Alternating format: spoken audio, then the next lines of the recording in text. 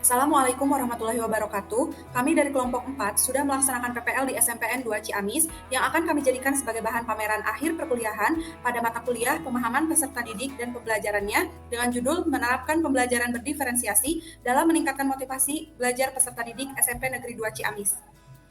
Berikut ini merupakan anggota kelompok kami yang berjumlah 4 orang. Kami melaksanakan best practice di SMP Negeri 2 Ciamis khususnya di kelas 9. Berikut ini merupakan gambaran situasi dan kondisi di sekolah yang menunjang keberhasilan pembelajaran. Kami memulai PPL dengan kegiatan orientasi. Pada saat yang sama juga dilakukan proses pembukaan PPL PPG Prajabatan dan juga sosialisasi PPL serta penyerahan mahasiswa oleh pihak kampus Universitas Galuh kepada pihak sekolah SMP Negeri 2 Ciamis.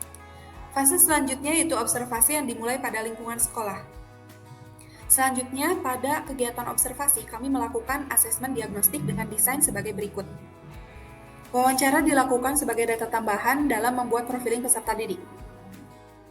Berdasarkan profiling peserta didik, motivasi belajar menjadi fokus utama yang akan kami bahas lebih lanjut. Hal ini terlihat pada saat pembelajaran masih ada peserta didik yang tidak fokus, bercanda, dan belum aktif mengikuti proses pembelajaran. Salah satu faktor rendahnya motivasi belajar yaitu pembelajaran belum disesuaikan dengan gaya belajar peserta didik yang lebih dominan kinestetik. Maka dari itu, kami mengupayakan pembelajaran dengan menggunakan variasi model dan metode pembelajaran yang dituangkan dalam rancangan pembelajaran. Di awal pembelajaran, kami melakukan ice breaking untuk mengecek konsentrasi dan memfokuskan peserta didik. Selain itu, ice breaking dapat dilakukan untuk mengecek kesiapan fisik yang bertujuan untuk meningkatkan semangat belajar peserta didik. Salah satu metode yang digunakan untuk meningkatkan motivasi belajar peserta didik yaitu metode to stay to stray, di mana peserta didik secara mandiri mengatur strategi untuk membagi tugas dalam menyelesaikan proses pembelajaran.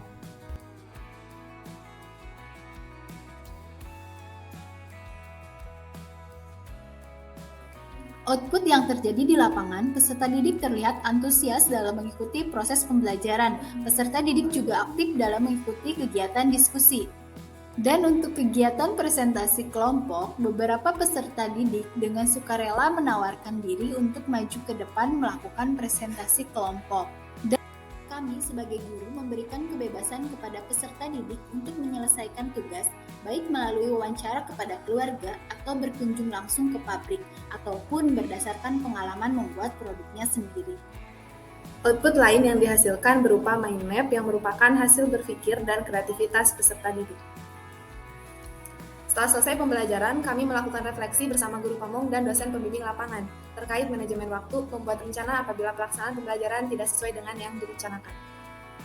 Guru bisa memberikan soal pengayaan apabila pemahaman peserta didik dirasa lebih cepat, lebih tegas kepada peserta didik yang kurang disiplin, dan pemberian reward kepada peserta didik untuk meningkatkan motivasi pada pertemuan berikutnya. Hal yang kami pelajari diantaranya terkait motivasi belajar peserta didik, yang merupakan hal paling krusial dalam keberhasilan pembelajaran. Yang kedua, profiling peserta didik sangat penting sebagai pertimbangan dalam merencanakan pembelajaran yang sesuai dengan karakteristik. Dan poin terakhir terkait pembelajaran diferensiasi melalui model dan metode pembelajaran yang bervariasi dapat meningkatkan motivasi belajar. Berdasarkan hasil refleksi kami, berikut tips sebagai calon guru profesional agar dapat memfasilitasi proses belajar peserta didik dengan merencanakan pembelajaran yang menyenangkan, lalu menciptakan lingkungan belajar yang nyaman, aman, dan berpihak pada peserta didik, serta menumbuh kembangkan kreativitas dan inovasi disertai kedisiplinan dan kemandirian.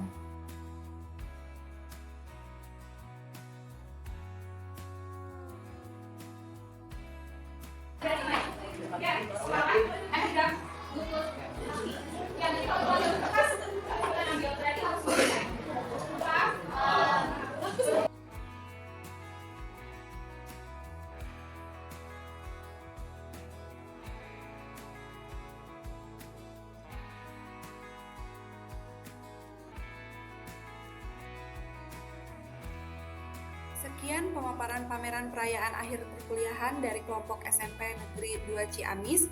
Mari bertumbuh bersama. Wassalamualaikum warahmatullahi wabarakatuh.